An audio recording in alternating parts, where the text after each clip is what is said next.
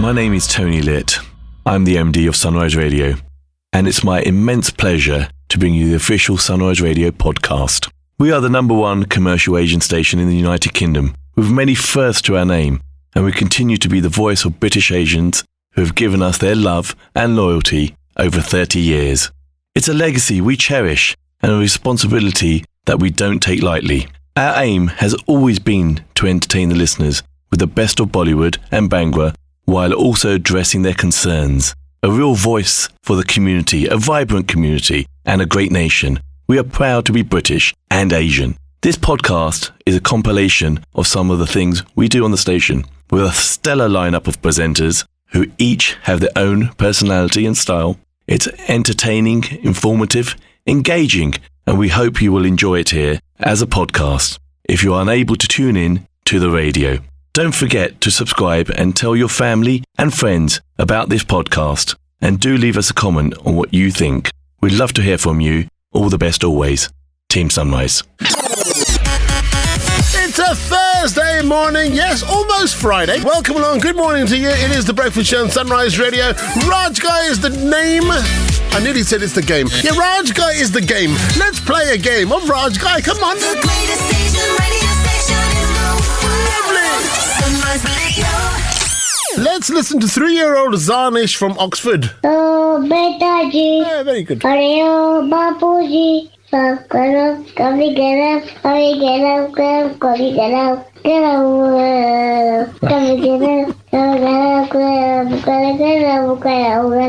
Oh, beta ji. She's only 3. Come on then, Ansh, it's your turn. Hi, Raj. Hello. I'm Ansh and I am 8 years old, and I've got a song to sing for you. Good. Are you ready? 100%. Here we go. Oh, Tetaji, Areo Papuji, किस्मत की हवा कभी नरम कभी गरम कभी नरम नरम कभी गरम गरम कभी नरम गरम नरम गरम Fantastic! Thank you! Hey Raj, have you ever tried almond milk in Desi Masala Chai? Today is my experiment. It sounds good. It's very, very hard to do this award-winning show without any coffee. You don't understand. There's only hot water, and it's not very hot either. The kettle doesn't work very well. So I have no coffee. So I've written a note with a little email here. Dear Paul Shah, where is the coffee? Yours sincerely, Raj Ghai, Esquire. Send. There you go. It's gone. Esquire. Nobody says Esquire anymore. There was a time when everybody used to get letters to Raj Ghai, ESQ, Esquire. Nobody does that anymore. That reminds me. Oh, okay.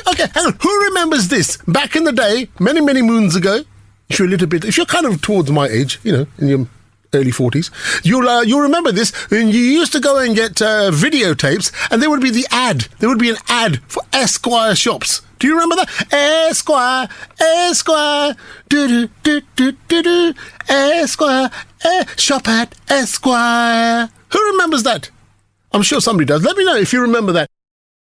Lots of you remember that Esquire thing, the Esquire ad on the VHS tapes, and also, Barnett in Kingsbury says, do you remember the Vico ads? Oh, Vico Vagidenti. Yeah, of course I remember that. Everyone knows that. Other brands are available. I've got to say that. Okay? Just back up. I got a call yesterday from an old friend of mine who's offered me a role in a film. It's true. Yeah, second time I've been offered a role in a film. What sort of role do you think they would offer me in if you were a producer or a director and you said, look, let's get Raj Ghai to do this. But what is this? What role do you think they want me to play in their films? Right, I'll let you know in a little while, but get your guesses in. What role would I be good at? I don't know. Right, no, it's not chef. Good guess, but it's not chef. You would have thought so, but it's not. Money says, I think Raj will be fantastic as a chocolate lover boy. Oh, melt. Chocolate lover boy hero. Oh, that's better. Fighting big villains to stop them stealing his lunch. It sounds good, doesn't it? Sounds good. Who else have we got? We have Abdullah. Abdullah says, a radio host. Pretty obvious. Taxi driver. Nim says a funny chef, perhaps. And there's a few other suggestions there as well. But, comedian or villain again, somebody's saying. No, the role that they've offered me, especially, as I say, twice, is the role of a bouncer. Yeah? Do I look like a bouncer? I'm too sensitive. I'm too sensitive and too caring to be a bouncer. And I said, look, okay, because I didn't want to say no, because he's a friend of mine. I said, okay, tell you what, send me the script and tell me how much money is involved here, right? It's all about, the commercial side of things. Anyway, so send me a letter, an email. Letter. Nobody sends letters anymore. Send me an email. And the script was, sorry, mate, you can't come in. That's my script. It was in the header of the email. He didn't even need to attach it or anything like that. It said, sorry, mate, you can't come in. And there was an option of couples only. Just talking about recipes and stuff, right? Let me know, because I wake up first thing in the morning. I've said this to you so many times. I wake up first thing in the morning, and the first thing I think about is not like, oh, I need to brush my teeth. Oh, I need to go, whatever. I think about food. That's terrible, isn't it? But I mean, is it terrible? Is it terrible? Because I live for food. I live for cooking. I enjoy it. It's great. It's like a hobby, and you need food to live, right? So the first thing I do, I don't know why, I wake up and I start thinking, what am I going to cook this evening? And I start to picture my kitchen. What have I got in my fridge? What is there that I haven't used? What is going out of date? I must use it. I'm like that. So tell me what you're thinking right now. What do you think when you wake up first thing in the morning? Right? Let me know. Anything interesting? Nothing boring. Don't tell me anything boring. Not interested in that. Mr. Gupta in Leeds, good morning to you. Maddie's awake. Good morning, my warm jalebi. Feeling better, and my madness is returning after 3 weeks. 3 weeks she's been ill. Poor Maddie. You look good, though. You look very... Send me a selfie of herself. She does that quite a lot, especially in the evening. This is my first thought always as well. There you go. And Kadar is thinking about food straight away as well. Yeah, me too, he says. Absolutely. There you go. See, I'm not alone. There are lots and lots of foodies out there, which is great. The picture you sent me is of 6 pieces of idli, right? Lovely chutney, lovely sambar, all that, and a lovely little plate. But you didn't make that. I know you didn't make that. You stole that picture from Google. And we've all done it. Have you? I'm sure you have done this, right? When someone says, hey, I'm bored, man. What you doing at home? What you eating? And then you Google a picture of something amazing. And you just, I just made this, yeah. Have a look at the picture. I just made this 10 minutes ago, True. I've done it. When I was filming on TV, and we went to a few restaurants and things, and some professional chefs made amazing-looking dishes. So I'd take a little picture of me with that dish, and then, 2 years later, I'm sending it to people around the world. Hey, look at what I just made. Yeah, I was a bit bored. I was a bit bored at home, so I made this. And they're like, wow, amazing. And now you've done it as well. Don't lie. You can catch Raj Ghai and his funny humour weekdays on breakfast between 6 a.m. and 9 a.m. The UK's biggest station mix. Sunrise Radio. Welcome to another edition of the official Sunrise Radio podcast. My name is Shabnam Sahi. It gives me great pleasure to say a big warm welcome to Manish Tiwari, who's the MD, the Managing Director of Here and Now 365. Manish, it's always a pleasure talking to you. Welcome to the podcast. Thank you, Shabnam. Now, we're talking about the 2nd annual British Asian Media Awards today. And this felicitates the heroes who gave a voice to the South Asian community through entertainment, through news, through activism. And they were the beacons of light in a year that was filled with lockdowns. First, of course, congratulations are in order because you've been picked as Advertising Agency of the Year, Sunrise Radio Asian Station of the Year. We are so proud, so honoured. This is the age of celebrating diversity and inclusivity, and your ad agency champions that. Do you think these awards play a very important role in shaping our psyche, in shaping our morale in a way? Shabnam, we all have some reference points. For instance, when you look at Oscars, the whole world, every actor anywhere in the globe, they look up to Oscars because there's a reference point which shows that if they reach there, they've achieved the pinnacle of success in their aspiring field. Similarly, we need to create reference points for every industry, whether big or small, whether upcoming or fledgling. And these awards do exactly that. They create a reference point because there's so many awards which felicitate people from the media industry in this country. But there's not a single award which felicitates people from the South Asian media industry, or as we call it, the Asian media industry and broadcast, of which you are also part. So there needs to be a reference point. There needs to be some level of recognition, and this is exactly what we do. This tries to set a level playing field. It gives us all something to aspire to. This year, of course, is going to be very different because this year we are honouring those who kept the show going despite the pandemic, who made a difference to our lives through information, entertainment, activism, engagement. Manish, in your line of work, what do you think the biggest challenges were in the last year when the pandemic first struck and we went into multiple lockdowns? We're not out of the woods yet. And what was the biggest lesson that you took home? Obviously, we are in a digital age. I can't even say that we're in digital age. We're possibly in a post-digital age where everything has been defined and redefined. So in last 1 year, what happened ideally would have happened in the next 10 years. But it was all kind of concentrated. Obviously, some of the fundamentals of what we were doing were shaken. So we could not do, let's say, events in the public domain or face-to-face sampling or client-customer interactions. So all those things were thrown out of the window. At the client end, we had challenges because some of the clients would not want to advertise in this scenario, and some of the clients were doing too good without any advertising because they were supplying those kind of products which had a huge demand. So we had all those challenges. Now, how did we survive this? We obviously encouraged and pushed our clients to take advantage of the thing that while the share of voice for certain brands and certain categories had dropped, there was an opportunity to build up their brand, to show that they were leaders, that they could kind of take that higher moral position, come out and talk better to the customer. I mean, this was the best time, in my view, to engage with the customers, with consumers, with audiences. It was no more the usual setup where big brands dominated because they had all the muscle. Here, you could be creative, you could be innovative, and you could come out and play it differently. And that's what we encourage our clients to do. Example, Morrison's, they launched their Ramadan box, which was a hit.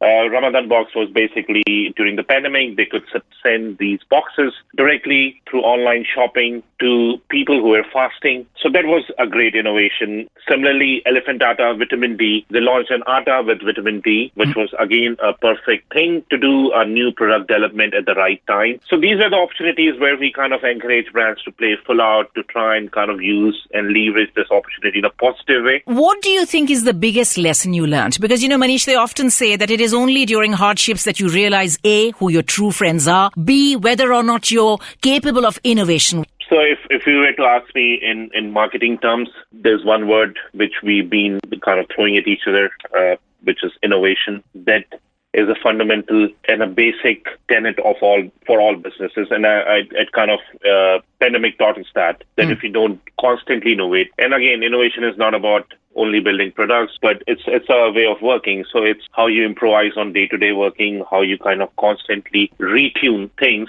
That's innovation. So that is one lesson for me. And if you allow me, I can say another thing, which was quite important. And this was relationships. Relationships at two levels. One is at the very human level, where your family, friends, and same thing in business. If you had good relationships, you could expect that support. You can give that support. I'm in conversation with Manish Tiwari, the Managing Director of Here and Now 365. We're talking about the second annual British Asian Media Awards that have just been announced. This will probably be held virtually this year for obvious reasons. But of course, this is recognizing a pool of stellar talent in the British Asian community. Manish, my last question to you. Media 365, of course, you champion diversity, inclusivity. What is it that you're hoping to bring to the British Asian public that you haven't done yet? And do you think enough is being done to celebrate diversity? In historical terms, obviously, we are better off than any other time in the last 100 years or 200 years or 300 years, colonial past and the invasive past. So we are better off as a race collectively across the globe. But we also see a new kind of phenomena which was kind of epitomized in the American politics, but it's not just American politics, it's all over the globe. There's this whole kind of reinvention of identity. It is movements like Black Lives Matter that has brought this to the forefront. All of us are trying to reassess what our identity is, how we fit into the larger scheme of things. And again, being British Asian, as you're saying, for us, it is like having one foot in each continent and therefore sometimes being a little confused about, a little conflicted about what our true true identity is. Absolutely. I mean, identity will never be an easy thing to understand. So when you're British Asian, you obviously have the Asian influence, the British influence, but it's not just that. When you are part of today's world, you also have influences from every part of the world. If you're a consumer of American culture, you have that influence as well, and so on and so forth. So it's not very linear. My thinking and my understanding is this is a time to embrace anything which helps us to grow and understand each other better. I think you're completely right. It is about taking pride in your heritage, but it is also being sensitive to the need of the hour, which is to celebrate diversity, inclusivity, give people a level playing field, and give everyone an equal opportunity and equal chance to express themselves and be the best versions of themselves. Absolutely. Manish Tiwari, Managing Director here on Now 365, you've been associated with some phenomenally successful campaigns. I wish you continued success. Thank you so much for your time. Thanks a lot, Shabnam, and congratulations again to Sunrise Radio. Thank you very much. You can catch Shabnam Sahi, the ultimate storyteller, weekdays 9 a.m. till 12 noon.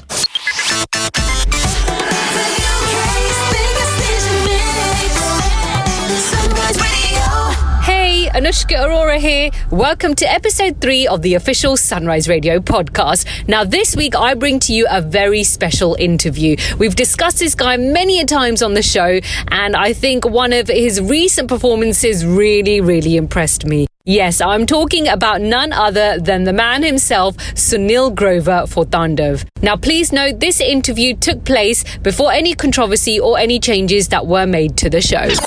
Sunil Grover, welcome to Sunrise Radio. A real pleasure to be speaking to you. Finally, I think your library of work has been absolutely outstanding. I think outstanding is probably not even the right word, but the only word that I can find now. When you look back at your journey with all the stuff and all the characters that you have played, how does that make you feel? It's exciting, of course, with each medium, each character. I started with theatre and I had a formal training in theatre, and then for 2 years moved to voiceovers, to radio, to television for some time, and films now, web shows are happening, and with 2021 Tandav is coming, and also I am getting to see myself in an avatar, which actually the credit goes to the maker, Mr. Ali Abbas Zafar, and Amazon Prime Video for having me in the show, and to do various things, various mediums. It's nice. It's a happy feeling because I love playing characters. I love doing characters of various kinds with various mindsets. When you make funny characters, then you make a caricature out of it, and when you do serious characters, then or serious whatever, you cut the caricature and make it more realistic. But I love to get into someone else's mindset, the character's mindset, and live that part for some time and then find new characters to do. I love that process and the journey, and I'm grateful to Almighty for giving me the opportunities to do something which I love. Now, let's talk about Tandav. I think it's, one of the most awaited shows. I know it is for me anyway. Let's talk about your character. Are you able to just tell us the kind of character that you are playing in the show? I am playing this character called Gurpal. He's a close associate with Samar Pratap Singh, which is played by Mr. Saif Ali Khan. And it's a political show, as you know, and everyone is wanting to get power and doing all the things to attain power. So this character is also in that journey of attaining power and to maintain it and to execute things to get there. Mm-hmm. And again, you're working with Ali Abbas Zafar. You've done so as well previously. What's he like to work with? And I think it would be nice to explain your relationship and how it has progressed over the years and what he's like to work with. I love working with him. In Bharat, of course, we worked so closely. He's very calm, quiet, in control guy. Yeah. It's very difficult to make a film or a web show.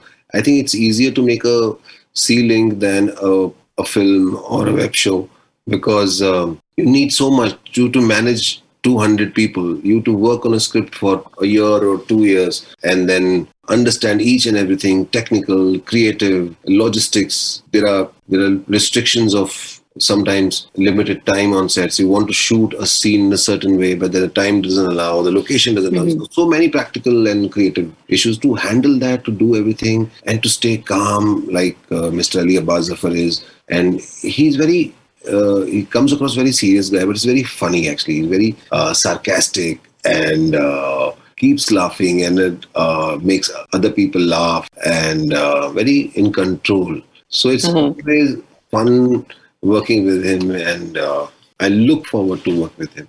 That's lovely. Now, in terms of, this show being released on an OTT platform, and in terms of this entire pandemic, of course, the only way that we can get to see content is via these platforms.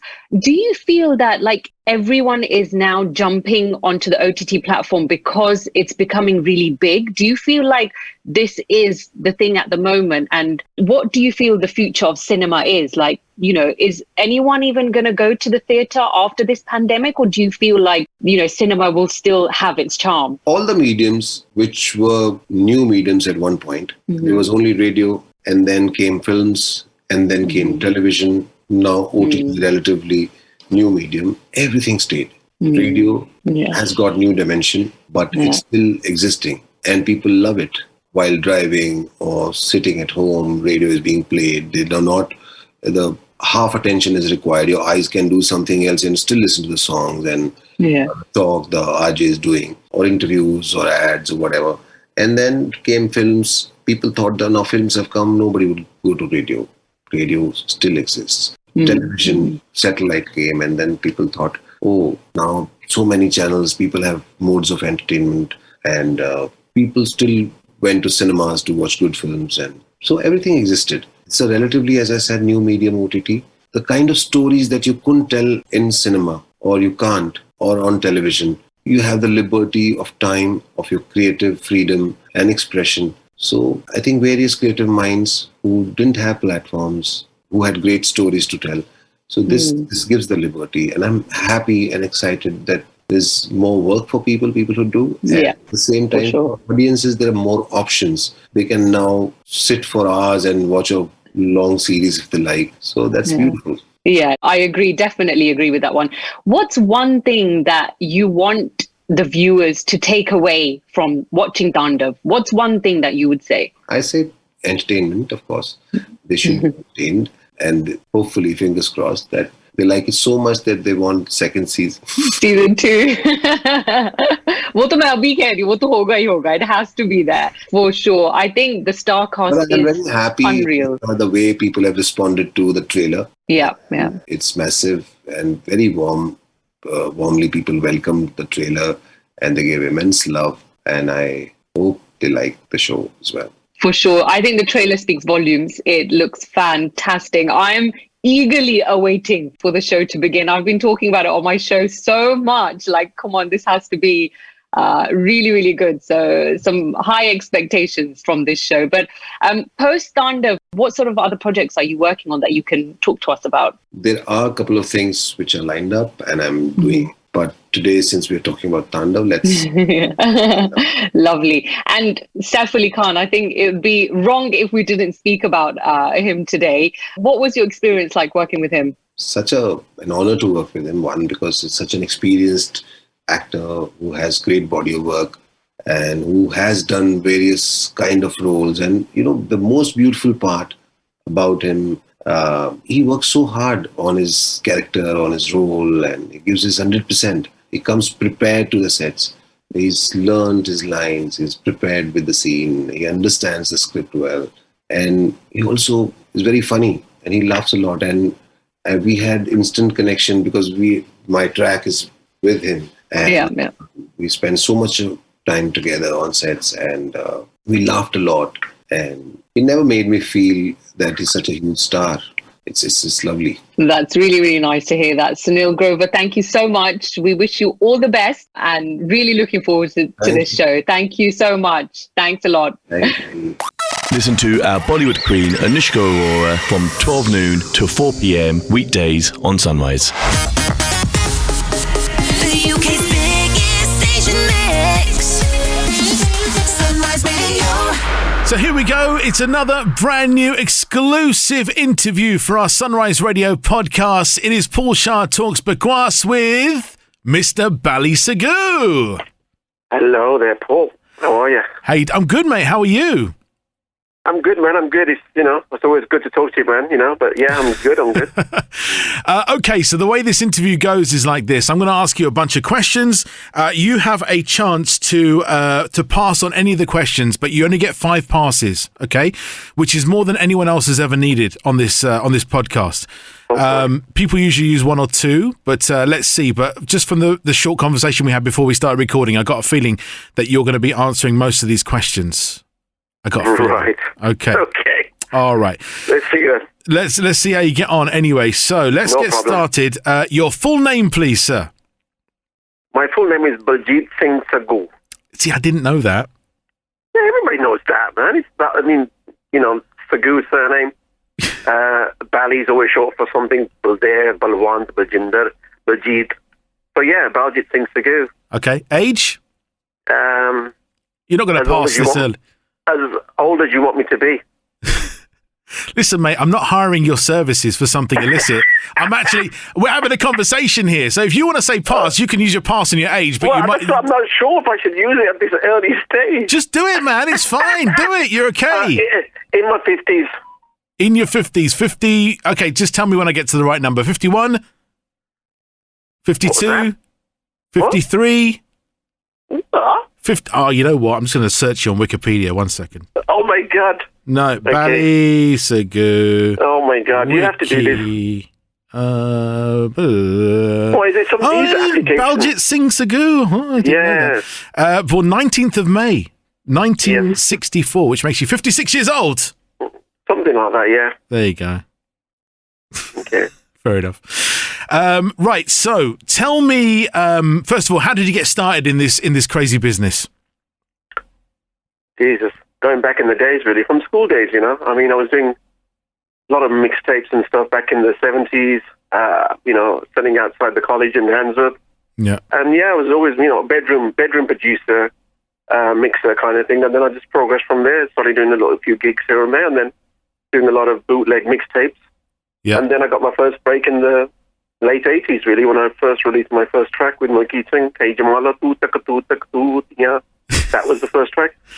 And you've worked with so many great people over the years as well. It's kind of a who's who of the industry as well. You got to be proud of that, right?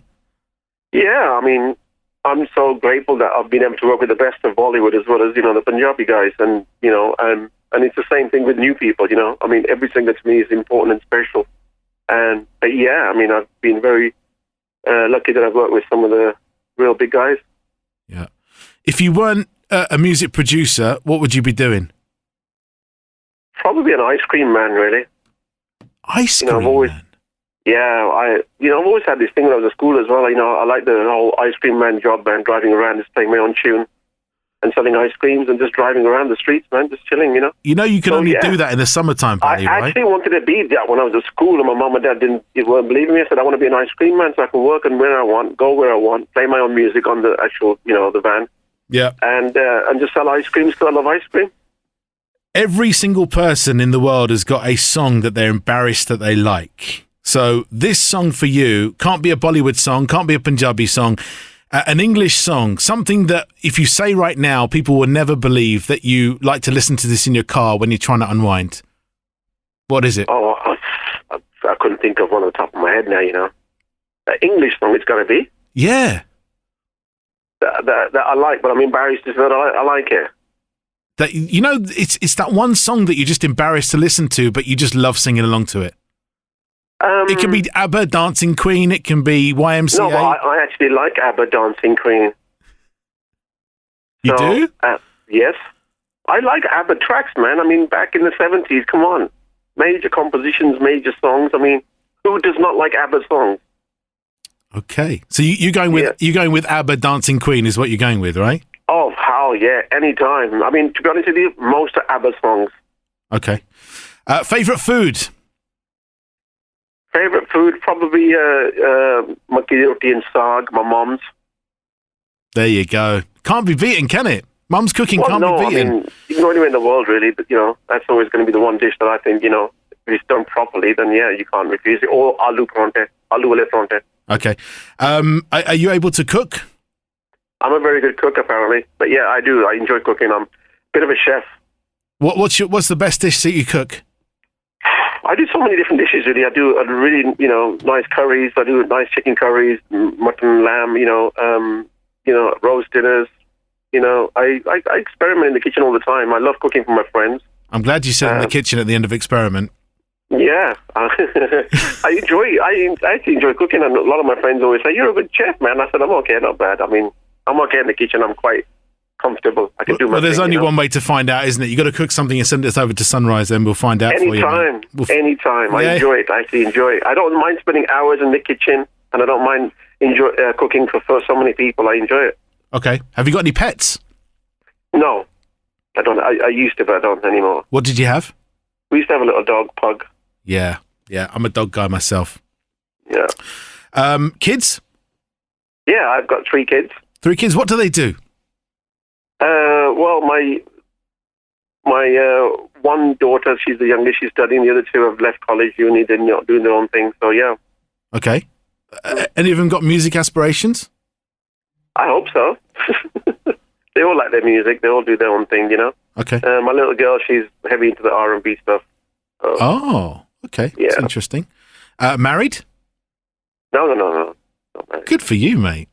Yeah. Good for you. How's lockdown been for you? Been very difficult, very hard. I've been to India for so long. This is the longest I've ever been, but not going to India, really, because I do a lot of my stuff out there. I go there all the time. I stay there. But it's been very difficult, yeah. You got businesses abroad, though, haven't you, as well, if I read this right? Yeah, we do. I mean, I spend more time abroad. As I said, I hardly do anything in England. I'm hardly ever in the UK. I spend more time in India and also Singapore. Okay. But, yeah, I really do miss it.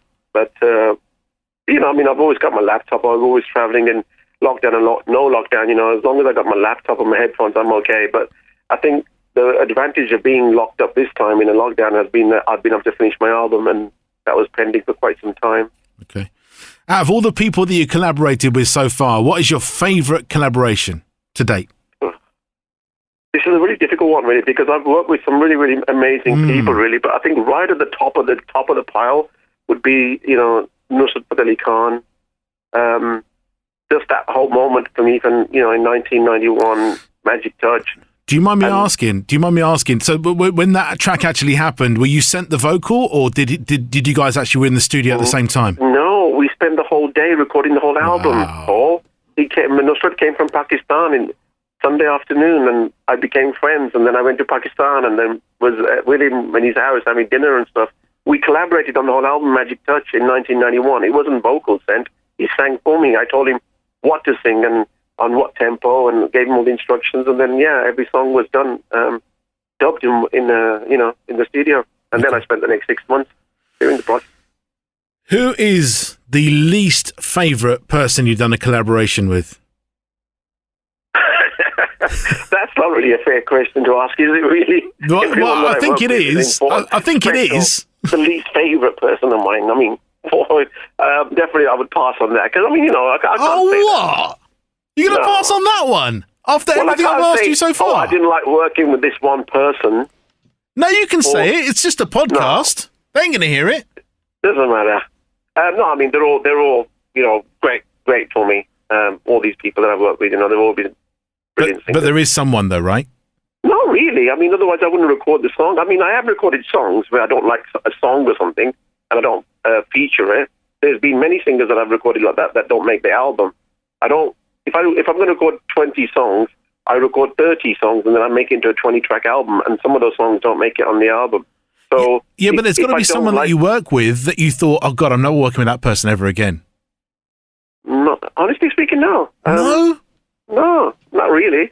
Because why would I have gone in the studio with that person in the first place? I know that they're pretty decent or something. They're pretty good. So because you might get in the studio and just find that attitude is really rubbish.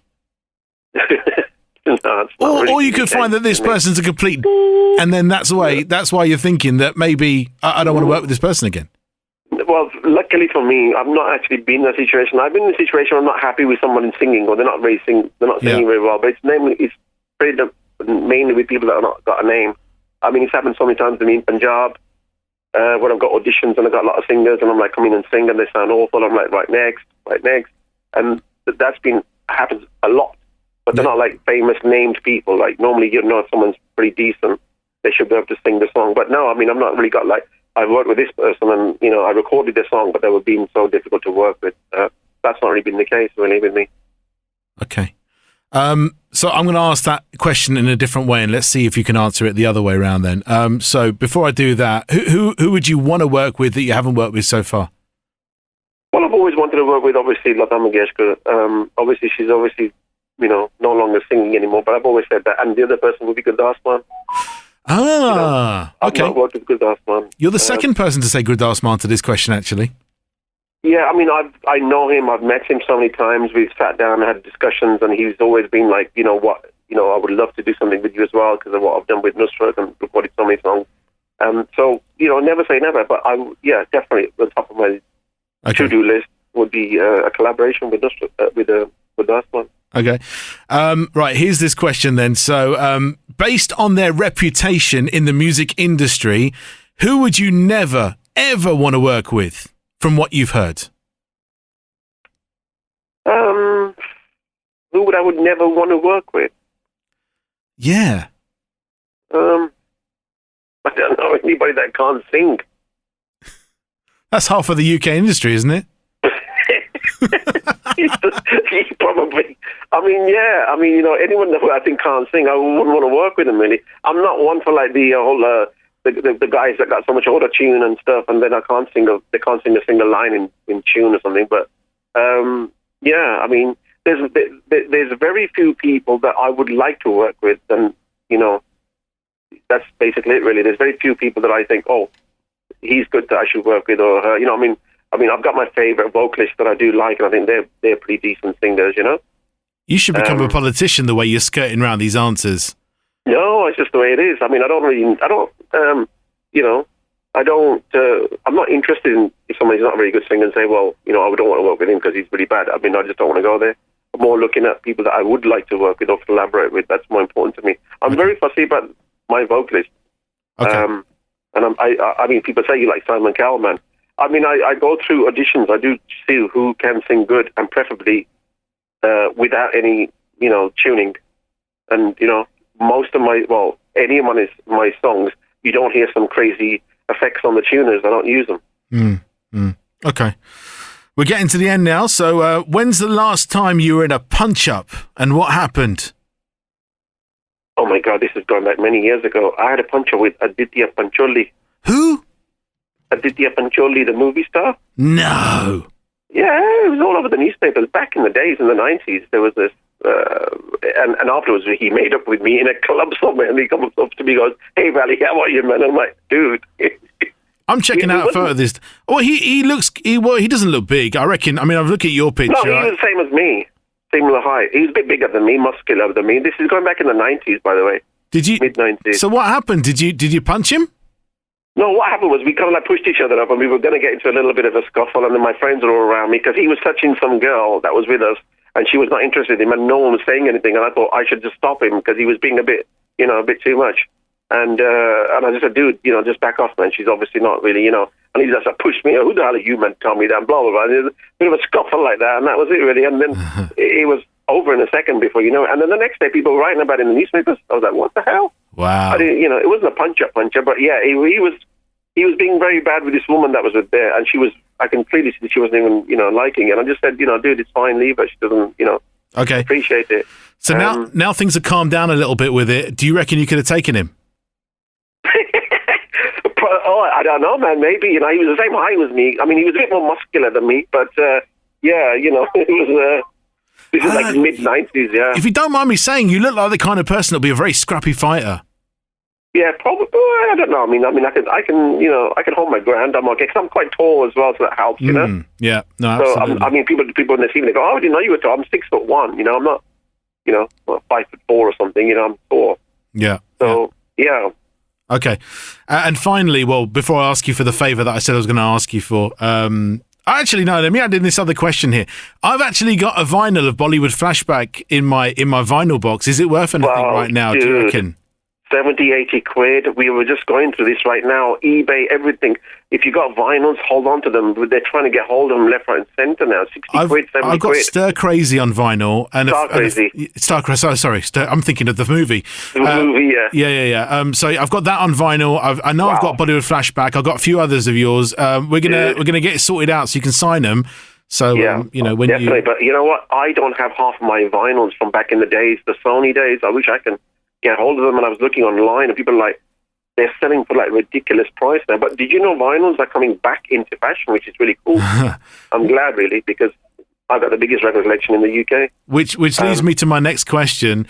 One of the vinyls that I've got is a single. I think it might be either Chura Liya or Choli Ke Piche, or on the B side of it, it's got a mix on there of Juma Chuma De De, which, because I don't have a record player anymore, I can't play it on the radio. So have you got that, and can you send it to me so I can play it? Right, so you're talking about the B side? The B side. Right, so which thing? No, Choli Ke Piche or Chura Liya you're talking about? Chura Liya didn't have a B side. No. On one of the vinyls of one of those two there was a B side mix of Chuma Chuma De De that you did. Don't tell me you don't remember. No, because you could be talking about are you talking about one of the original releases, or was it one of those bootleg vinyls? No. It's original Sony vinyl. No, you need to send me a picture, man. Okay. Well, if I send you a text, are you going to reply? Because I sent you two today and you didn't reply. No, but honestly, this phone's off. I just switched it on now. Is this like your hookup phone or something? Is that what it is? You know what it's like, man. No, man, my phone was actually off. I've got like a couple of different phones here, so my phone was off, yeah. He gave me his hookup number. Yeah. No, this is my number, but this phone was off. I have 3 numbers here, you see. This one is on as well. Okay. So I don't have one number. I've got a couple of different numbers for. But yeah, definitely this is my number. But I mean, I'm trying to remember this vinyl. If you can take a picture or something, or, you know, I want to know, because is this an official release? Because there was a lot of bootleg vinyls going around, which are worth a lot of money now. Those white label ones. No. I remember when Bollywood Flashback came out, I bought it on cassette, I bought it on CD, and I bought it on vinyl as well, because I was incredibly proud that an Asian was making their way through to the mainstream. Chura Liya was the first mainstream track. Yeah, there you go. Radio 1. Just when we're talking about punch-ups, the first time you're on Top of the Pops, the guy who introduced you says, did you know that the next act has sold XYZ records, and we've never heard of them, and here to put that straight are Bally Sagoo. Bally Sagoo. Tell me you didn't try and knock him out for that. No, actually, after we heard that, we were all laughing backstage, because they thought it's the name of a band. And that's the point where we also felt that, there you go, there's a little bit of racism here, a bit of prejudice here. What are these Indians doing here? Because we did the national lottery as well, remember? And when we did Top of the Pops, all the other people that were staying there thinking that, what are these Indians doing here? And it was a little bit like that, you know. And I was like, I think Westlife, was it there? Was it Boyzone? You know, I really can't remember. And like I said, I've always supported Asian music in the mainstream. And I remember recording it and showing it to my dad afterwards. And he said something very similar, that the people in the audience didn't know what to do. But it was such a proud moment for all of us Asians. That was a groundbreaking moment where I got invited to the palace in India, because they saw it. It was national news that this is the first time an Indian song has ever been. That's what broke all the records, the first time that an Indian song has ever been on Top of the Pops. Did you get invited? That was what I used to watch when I was a young kid, and I said, one day I'm going to go on Top of the Pops. My parents used to laugh at me, that you can't go on Top of the Pops. Was it Bangkok Palace from Indiana Jones? Was that what? Bangkok Palace from Indiana Jones and the Temple of Doom. What do you mean? I don't know the palace that you went to in India. Oh, the palace in India, yeah. To meet the president of India. Oh. In Delhi. I thought you went to the Temple of Doom. I got invited by the president of India, because it was all front page news in every single newspaper in India as well as here. And then the following week we went to India and met the late president, Shankar Dayal Sharma. Dude, I was like 18 at that time. I didn't read newspapers. This would be 96, was it? Yeah. I was a young kid back then, young kid. Yeah, and then we went to the palace, we got all the pictures, we got everything, and it was like, whoa, India, Asian Indians have finally got a record in the mainstream. It was a very big thing. And obviously, yeah, like that incident you said, this is the kind of things that happened. We were like, what are you Indians doing here? We were the only people and then on top of that, you're going to do an Indian song? Really? But to be honest with you, they all did like it. They all thought this is a perfect mellow, it's not one of them squeaky kind of songs where they all think, what is this? They all loved it. And then Scary Spice, when she gave me my award for the Amas, she said, what a beautiful song. Yeah, but she's that hot. was really nice. She's hot. Yeah. Scary Spice was always the one for me in the Spice Girls, by far. I mean, out of all the Spice Girls. I don't know. I always like Scary Spice more than Posh Spice, definitely not. Minga Spice, not Minga, sorry, Spice, Ginger Spice. Yeah, not the Minga one. But at the end of the day, yeah, Scary Spice. Because I mean, I've always liked black girls. My girlfriend was black, and I've always liked more black girls anyway. So, okay. But for me, yeah.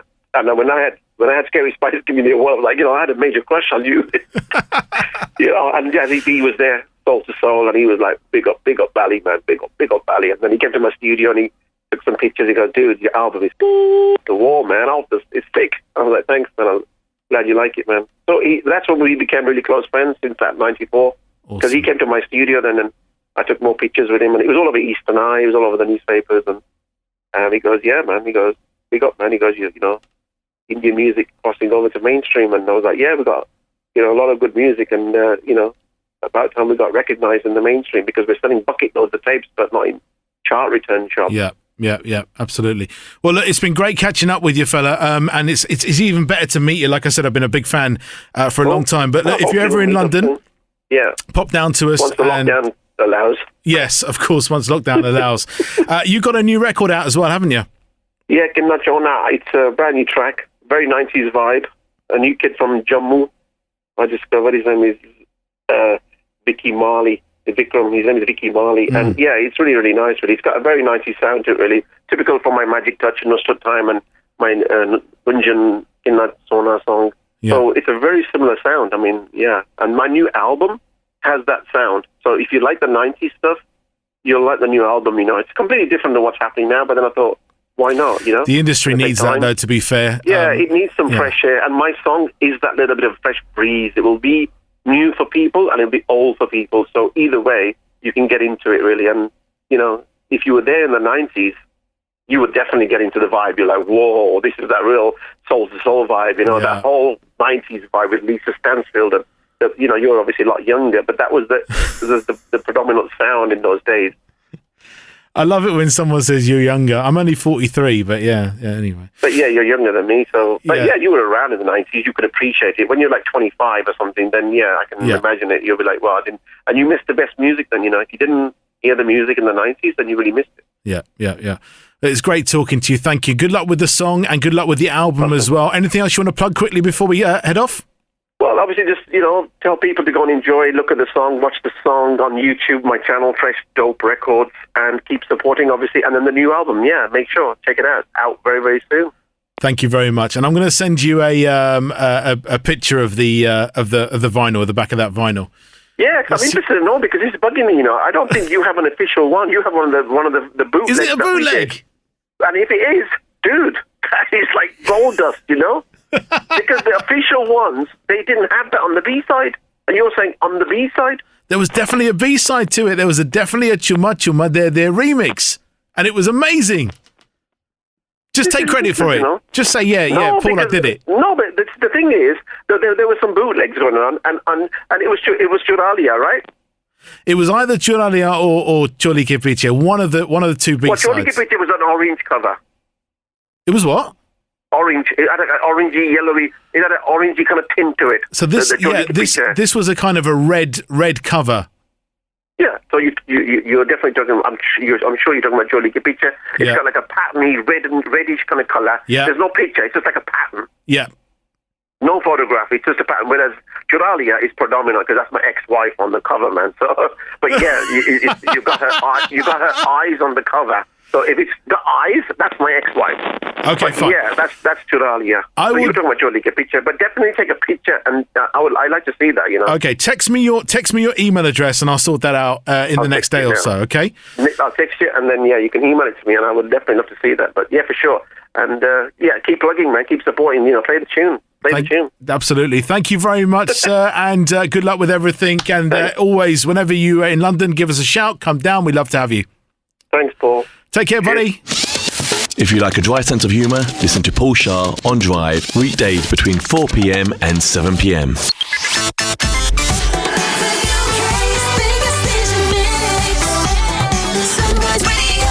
And the time now brought to you by Sunrise Radio's YouTube channel is 5:15 on a Sunday afternoon, slowly but surely making our way into Sunday evening with the finest of all things Punjabi and Bhangra right here on Sunrise with me, Ameet Chana, on the Bhangra Showdown. Now, every week I try and give you some of the finest guests from the music and film industry, and today is no less than one of those people. A man I've known for many, many years, someone who I've followed around in the clubs, tearing up dance floors through his production, and also had him on a film set many, many years ago as well. DJ Harpz joins me on the line. How are you, my friend? How's it going, Ameet, man? Long time. It has been a very long time, man. Are you keeping well? That's the most important thing right now. Yes, keeping well, keeping safe. Good. Family all safe. Everyone's in good, right? Everyone is good, man. I hope everyone else is as well. Yourselves as well, man. Family-wise, bro. I hope you're well. Very much. Thank you so much for asking. Good. Listen, man, it's been a long, long time since me and you even touched base, let alone had a chance to see each other, pandemic or not. Where have you been, brother? You know what? I've just been locked in the studio, bro. Just releasing these songs, just working on my craft, man. Mm-hmm. I think from the last time I saw you, I was very new in the industry in regards to releasing songs. Sure. So it was like 2013, I think it was. Yeah. Since then, obviously, I've had the chance, lucky enough to work with Raj and sort of Ikka and all these India people. So I've just been sort of creating this sound to sort of release music that I want to do, and that's all it is. It's just been a lot of hard work over the years. And hard work is good, Harpz. Hard work is good, and also particularly now, having your head down and just focusing on creating your sound and continue to do what you do. There's a couple of things that I really want to get through today. One is, you just talked about creating your sound. You have a very synonymous sound, particularly of recent years, of this kind of 90s R&B feel. Is that where you come from musically? Is that where you come from musically? Definitely inspired by the 90s, 100%. Whether it be sort of late 90s with the garage stuff, the way that they play the chords, R&B especially, obviously, hip-hop, 90s. I'm a 90s. Even though I'm an 80s baby, I'm a 90s kid. You know what I mean? And I think that's why me and you connect so much, because musically as well. I mean, I grew up, as you know, around Sanjay Sanj and Amit of Executive, and my thing was fusing Bhangra with 90s R&B. That was my thing. So I think musically I connect with you on a whole different wavelength. 100%. But also, of late, I've been looking at your Instagram, and you've been pondering over some of the real hardcore classic Punjabi sounds as well. The folk thing. You put Master Salim up, you put Hansraj Baji up, you did all so man, musically, that's another angle to you, right? 100%. I grew up listening to obviously Sardoot Skandar and Claire Kant and Satwinder Bugga, Sabir Koti, these sorts of people. So as much as I'm DJ Harpz and I go to the clubs and we make the dance floor dance and all that sort of stuff, but really at home I listen to that sort of stuff. The stuff that I put up on my Instagram story randomly the other day is the stuff that I listen to. That's the Punjabi music that inspires me to create new melodies and stuff. And what I do is I look to infuse that with the sound of the urban, Yes. And how I can do that. And that's what those are the two angles that I sort of go for. And you've definitely done that on the new single. But before we talk about that, I just want to keep talking about some of these things I want to get through. You, my friend, managed to pull off collaborations that some of the big boys that have been in the industry would be envious of. How do you do this? How do you get Prophecy, who is a mastermind musically anyway, to feature on one of your tracks alongside Bambi Bass? Chakkar is still one of my favourite tracks over the last couple of years. I play it all the time. Thank you so much, Ameet. That means a lot, bro. You know what it is? Me and Prophecy bonded before Chakkar, probably 3 years before. He was in my hometown of Leicester. Yeah. And we met up, we bonded, we sort of became really good friends. And then when Chakkar really, honestly, happened overnight. I had a beat. I thought Neil's his name, but Prophecy, you'll sound really good on this. Yeah. Sent it to him, and within 2 days we had Chakkar. And I was like, whoa. And the Bambi Bains thing happened literally the night before the video. He was in the UK. We were going to go shoot the video, which was in Nottingham. Yeah. And I had the bright idea of, why don't we make it a duet? Yeah. I made Prophecy's life hell for him to rewrite the whole song into a duet. But it was the night before, literally the night before the video. We went to Birmingham, recorded Bambi. Told Bambi, tomorrow we're shooting the video, so be ready. She's like, what? And yeah, this is Chakkar. And obviously, you know, over the years, me and him become really, really close. Like, we just toured, well, in 2019, December, we toured Australia together. Yeah. So we're like brothers. And he's a great artist. It's great to see him evolve from Chakkar to what he is now, like a superstar. Yeah, amazing. a beacon of musical delight, mate, is what I call him. He was on my show a couple of weeks ago, actually, and through our conversation, we discovered that he's a bit of an introvert, right? He doesn't like the exposure, and yet he jumps on the mic beautifully and has to go and do these shows across India. And he goes, I was just flabbergasted. I mean, how is it that people like yourself, right, who probably spend your time locked in a dark room with LED lights going off everywhere, which is the fashion of studios now. I don't have LED lights. Oh, you don't have them. All right, cool. But how is it when you suddenly kind of have to go out on stage and be in front of people? Do you find that daunting, or do you enjoy it?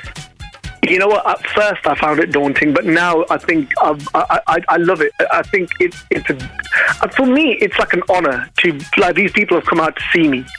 Like I'm one of the acts that are on the night. Yeah. So for me, it's a great thing. It's a buzz to see that people enjoy the music. And with me, when I DJ or perform, it's not like it's always a set thing, or I'm going to play all my songs. I'll play one or two of my songs, but I'll make sure I just play songs that I like, and the fact that they react to it, it's great. It's a buzz.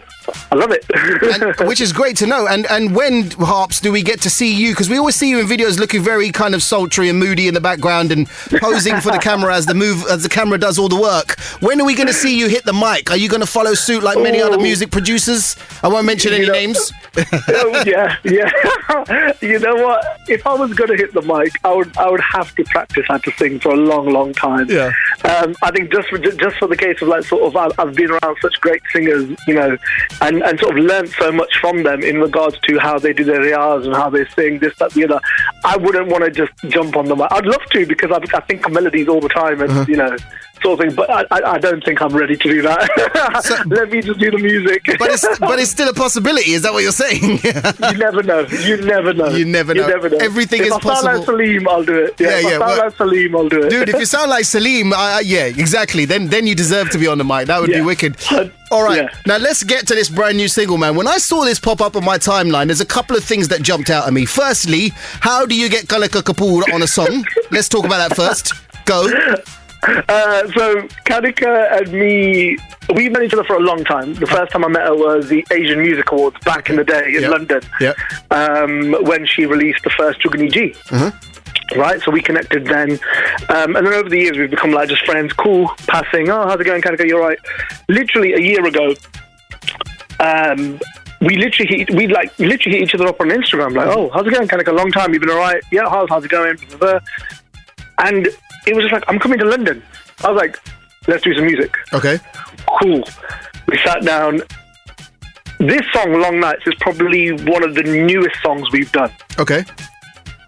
And so you're saying you've done more songs with her? There's not just this one song, right? Okay. Yeah, I can confirm that. Yes. Okay. I've done more songs. This is probably the latest song that we've done, compared to what we've done, which are mostly solo songs. And this came about because me and Amar Sandhu were actually obviously are working on a lot more songs that we've already done. And this idea we already had. So I was like, oh, Sandhu, remember that thing that you sort of sang? Yeah. I was like, can you just send it to me? He's in Texas at the moment. Yeah. He's like, yeah, I'll send it to you. I'm coming to UK. I was like, oh, I need timing. You. Okay, Adil. So he came like 2 weeks after, and I was still working with Kanika. I sort of built this guide song, and I was like, Kanika, what do you think about singing this? She's like, oh, that'd be great. And when Sandhu came, he was like, let's make it a duet. It's not been done. And rest is history. It literally happened in her living room. And the rest is history because, and let's talk about the word history, because this song is historical, right? It's an old folk song, which I remember Samira singing on an album years ago. Wow, yes. And I've heard Shin sing it as well over the years. And it's one of my favourite songs. So why that song? Why? Again, like at the start of the interview, I'm inspired by old Punjabi music, folk, for instance, like, your Sardoos and this, that, Manaks, your Surinder Shindas.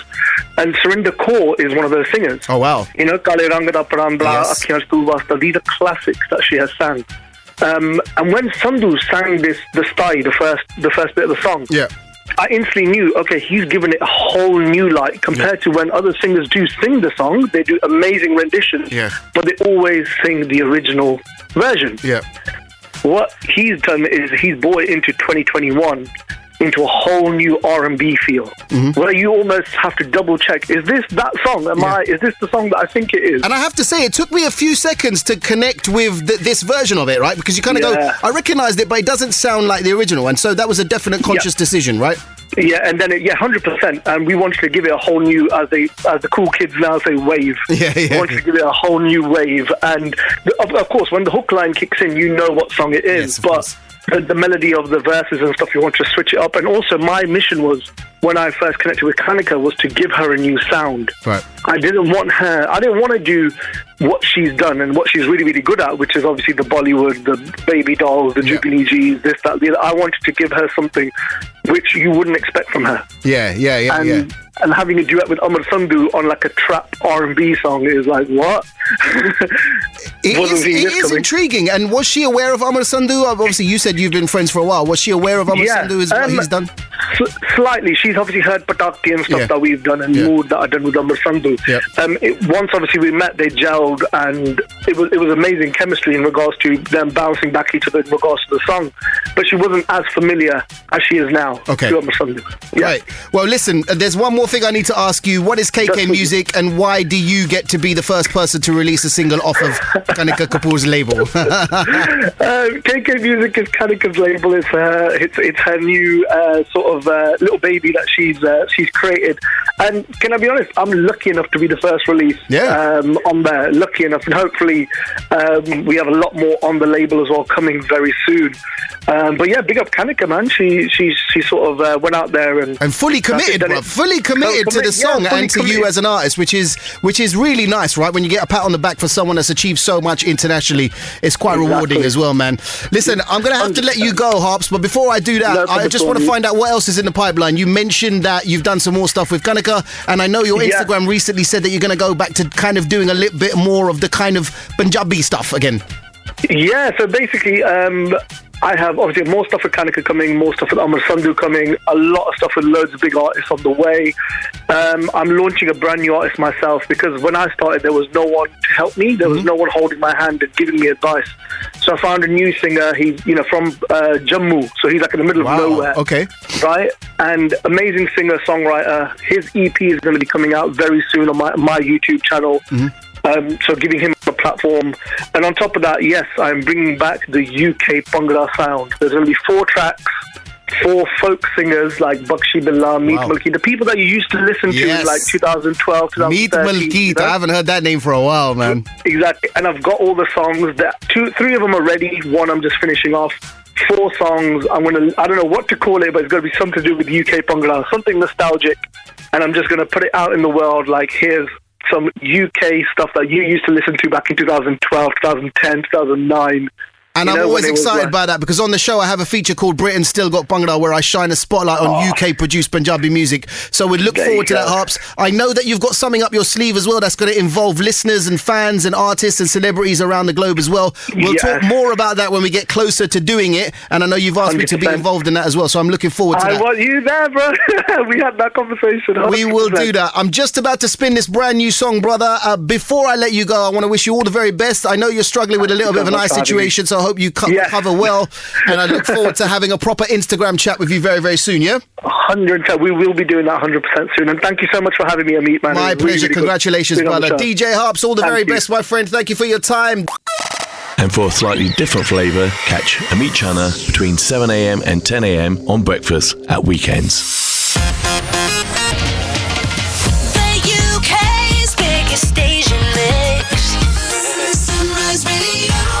On Anila Dhami on Sunday, on the 7th of February, we discussed the coronavirus pandemic, looking at variants, vaccines, and we also discussed domestic abuse during lockdown and specifically within the South Asian community. Here's some of what aired on the programme. I began the programme by talking to Dr. Deepti Gurdasani, clinical epidemiologist and senior lecturer in machine learning at Queen Mary, University of London, about UK variants, particularly after the findings of a new study on the Oxford AstraZeneca vaccine in relation to the South Africa variant were released. I first asked Dr. Deepti to tell us about the findings of this study. In some ways, the findings are not surprising because previous vaccines like Novavax and Johnson & Johnson, where the trials have actually been done in South Africa, where the variant was predominant, showed reduced effectiveness against symptomatic disease. But those vaccines were still highly effective against symptomatic disease, even against the new variant.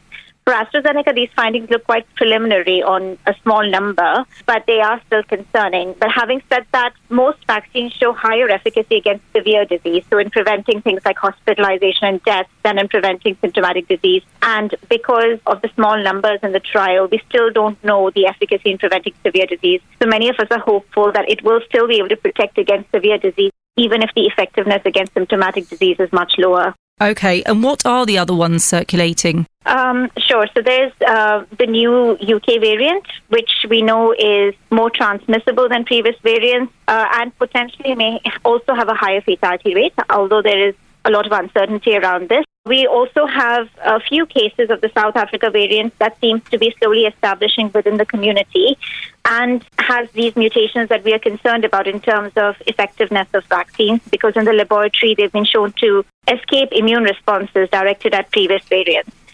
We also have new cases of the UK variant that seem to be developing the same mutation as the South African, the Manaus variant. So this particular mutation that seems to make these variants more resistant to vaccines. And I think that's really concerning because all of this essentially highlights that all over the world we're seeing different variants pop up, but with the same mutations that make them more transmissible and potentially make them more resistant to vaccines. And it kind of highlights that the only way we're going to get ahead of these variants is to stop this adaptation and really contain transmission. Unless we really bring transmission down, we are going to be kind of risking more of these variants arising.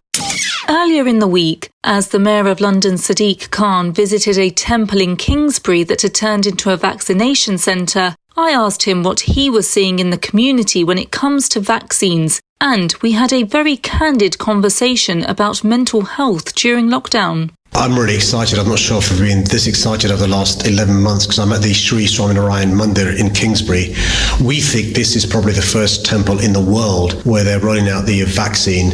And what I'm seeing is temple volunteers working closely with the NHS. And I've seen so many people over the course of the last hour receiving the vaccine. We think just at this Mandir over the last few days, more than 6,000 have got the vaccine. And the good news is, as I speak to you, the latest number I have from London is 1.1 million Londoners so far have the vaccine. We think we'll get to 1.5 million by February the 15th. And we're also making progress, really importantly, at reaching Asian Londoners who up until now have been very hesitant about the vaccine. So the good news is the work we've been doing, and I want to thank Sunrise Radio as well, in relation to reassuring people the vaccine is safe, the vaccine will save lives, is starting to pay dividends. I think one thing that we discussed it on the programme last Sunday about mental health during lockdown and that aspect of not being able to see your family, and South Asian families are big, lots of relatives, lots of parties and get-togethers before lockdown. And just touching on that mental health aspect, I mean, it is something that the community shies away from, isn't it? Yeah, look, I mean, let's be honest, that there is a lot of stigma attached with mental ill health. There's a lot of stigma attached with admitting you've got problems in relation to your mental health. We don't mind talking about physical ill health. We don't mind talking about physical fitness. We don't ever talk about mental fitness and mental ill health, and we've got to start doing so. I've been very open and honest about the fact that I've been pretty down over the last year because of the pandemic. I've not needed to be medicalised, but the reality is I do feel low. Why? Because you're spot on. The things that we normally do to keep us mentally fit, exercise, going to weddings, going to family gatherings, going to restaurants, all that sort of stuff, all the stuff that gives us resilience has been taken away from us. And so we should be honest and talk about it, because my concern, Anila, is that people are suffering in silence. That will compound things and it'll snowball to make it worse. So, when Sunrise Radio is talking about mental ill health in the way that you have been, it gives others confidence, to share how they're feeling.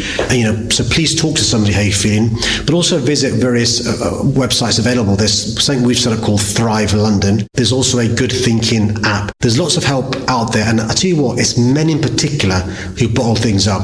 Yes. I'm making a sweeping generalisation, but actually we will talk about football or about cricket, but never about how we're feeling, and we've got to start talking about it. Absolutely. And finally, we discussed domestic abuse and violence in lockdown as studies revealed domestic abuse killings had risen during lockdown. And we specifically addressed the cultural nuances and stigma when it comes to people from within the South Asian community both identifying domestic abuse and violence and speaking up and seeking help. According to the Office for National Statistics, 2 women a week are killed by a former or current partner in England and Wales. 30 men are killed every year due to domestic abuse and violence. I put these shocking statistics to Su Bhuhi MBE, CEO of Angel Women's Aid, to discuss the reality of these figures. That is shocking, and that's the reality. I've sat on a number of homicide reviews, and what we found with the majority of homicides, we're based in East London, so judging on the homicide panel, lots of the victims were from the South Asian communities, and many were women who had not been in the country for very long, so maybe unaware of their rights. Where cultural and traditional, using culture and tradition as a form of abuse was framed around the controlling behavior. So it's really sad. We've seen firsthand, we've seen women die, we've seen children being taken into care. And we've seen perpetrators trying to justify their behaviors and put the blame on the victim, using mental health, using, even in simple terms, I was unhappy with her because she wasn't cooking, she wasn't cleaning, she wasn't listening to me, she wasn't listening to my mother. And that sort of behavior from the perpetrators is shocking in this day and age. And I want to come to this notion of humiliation and these cultural stigmas when it comes to shame. And often shame is a burden that women tend to bear and is often why they are more subject to domestic abuse and violence. I mean, what are those cultural nuances when it comes to domestic abuse? Shame, honor. Let me just say that not only in South Asian communities, more often than not, there are multiple perpetrators. So it could be the extended family, it could even be children. It could be because of second marriages, there's lots of problems and issues happen there. So if one of the barriers, not often spoken about, this was spoken about in the 80s and the 90s because we were just beginning to explore domestic violence in the South Asian communities in the UK. Not often spoken about now. Shame related to izzat. And shame is where women feeding that shame because of the behaviors and tone and language that perpetrators use. And what shame does is corners a woman into not taking action. She feels she is to blame. She feels she is the upholder of honor. Is that because of those reasons she doesn't take the step? And what I'd like to say here is, first of all, take the shame word out of the psyche of understanding domestic abuse. Do not feel shame. You're not to blame. Tune in every Sunday, 10 a.m. to 12 noon for Anila Dhami on Sunday, giving the British Asian community a voice on the matters of the day.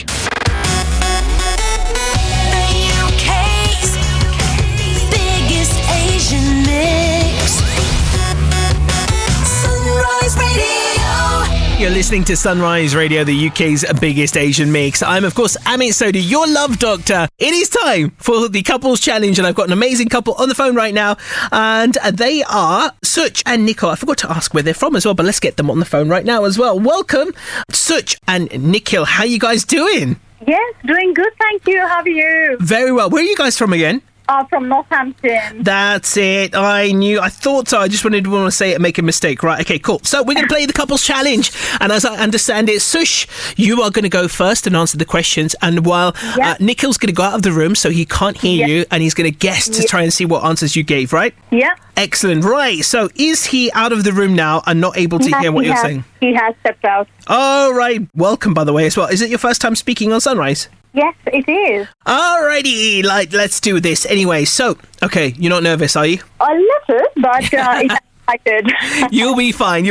All right, cool. My first question to you, Such. What is your favourite naughty go-to snack? Crisp. And any particular kind of crisp that you like that is your favourite? No, whatever is there in the house, but yeah, literally, just any kind of crisp. All right, so that's your naughty snack. I love that. Yeah. All right, brilliant. Okay, now, what is your favourite song or your favourite music artist?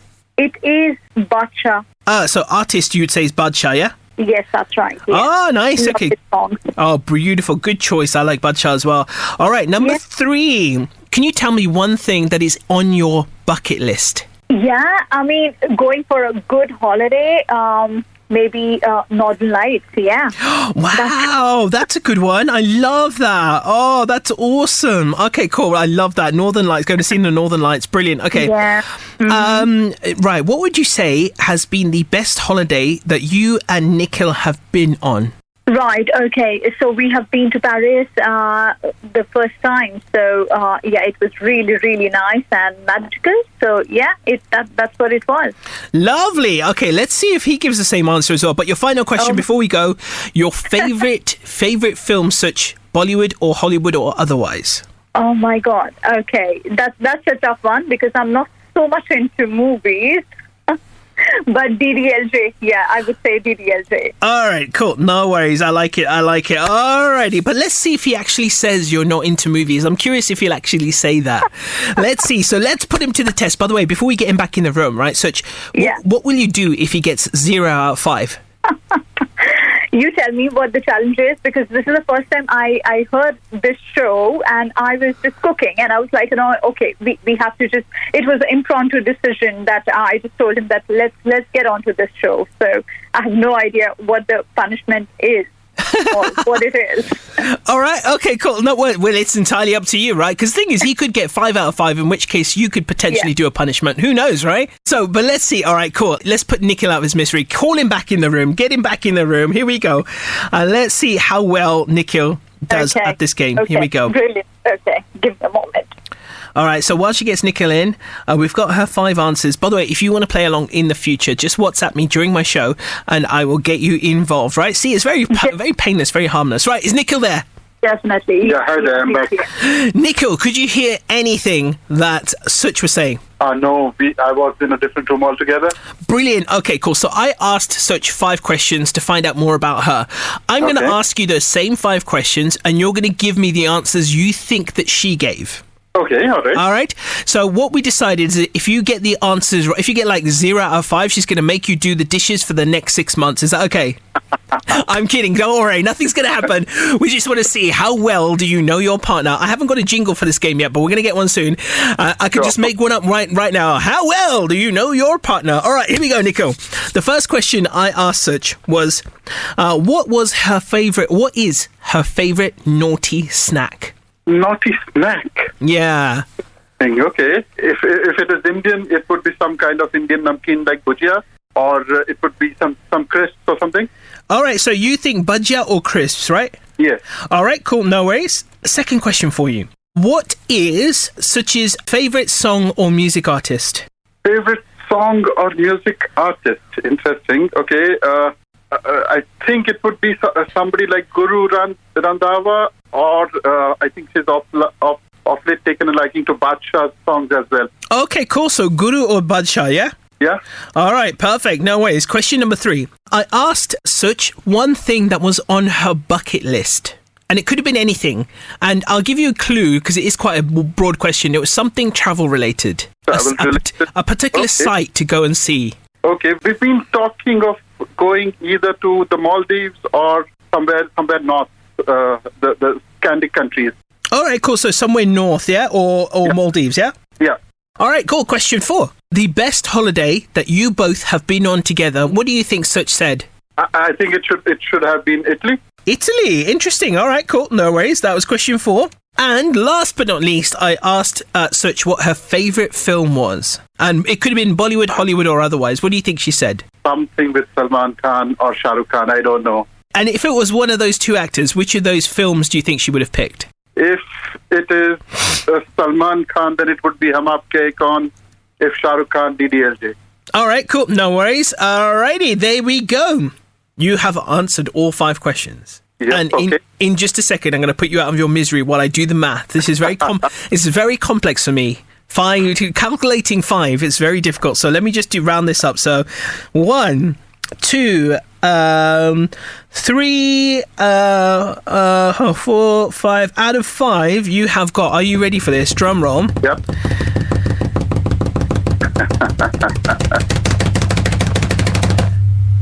You have got 4 out of 5. Yeah. That's not bad going. That's not bad. That's really good, actually. You know what? Some of those are very tough questions. So let me tell you, right, what she said. So, favourite naughty snack? You said budget or crisps, and she did say crisps. That was her answer.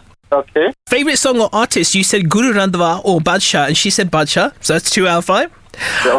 One thing on your bucket list, she said Northern Lights, but you did say somewhere north or Maldives, and she said Northern Lights would be one of the things you'd like to see. So you get that one, I think, because you were right on the right track. Yeah, exactly. The one thing that you got wrong, she said the best holiday destination you've both been on. She said the Paris trip you did the first time, whereas you said Italy. Okay. And the last but not least, favourite film, she did go for DDLJ, and you got that right. So well done, my friend. 4 out of 5. Thank you. That must have been quite nerve-wracking for you, because it's often the guy that has to do this, right? And obviously all the pressure is on you. It's not on your wife, it's on you to get those right. Maybe next time we do it the other way around. Okay, so listen, I think now, Such, because he got 4 out of 5, you should do something really nice for your husband for Valentine's Day. Yeah, definitely. Speaking of which, what are you two planning for Valentine's Day? Because of the lockdown, nothing much. We have a 10-year-old, so we would be just baking some, red velvet, because she likes everything is around her. So red velvet cake it is. And apart from that, nothing else. Yeah. No. Yeah, just good meal and takeaway maybe otherwise. Oh, nice. No, I think that's good, right? That's probably about all we can do right now. Do you know what I did for my wife yesterday? I made her breakfast in bed, which she absolutely loved as well. So I think that's actually in the 5.5 years we've been married, I think that's been together, should I say? I think that's the first time I've done that for her, and she loved it. So there you go. There's a little bit of a hint, because I think he got 4 out of 5. Maybe you could give him breakfast in bed. Definitely. I love it. Listen, that was harmless, wasn't it? Even though you were a little bit nervous, wasn't that so much fun? Yeah, it was definitely. Such, Nikhil, I just want to say thank you for being such amazing sports. Now, I haven't got your song lined up, but I am going to get your song on a little bit later indeed. But I just wanted to say thank you again. You guys are absolutely awesome. You are listening to the Love Lounge here with the Love Doctor, me, Amit Sodha. Thank you so much to that amazing couple who joined me for the couples game. And if you want to take part as well next time, you can do as well. Just drop me a WhatsApp during my show. How well do you know your partner? Do you know them well? If you think you do, take up the challenge next week. Catch our love guru, Amit Sodha, between 7 p.m. and 10 p.m. every Sunday for that chill out zone.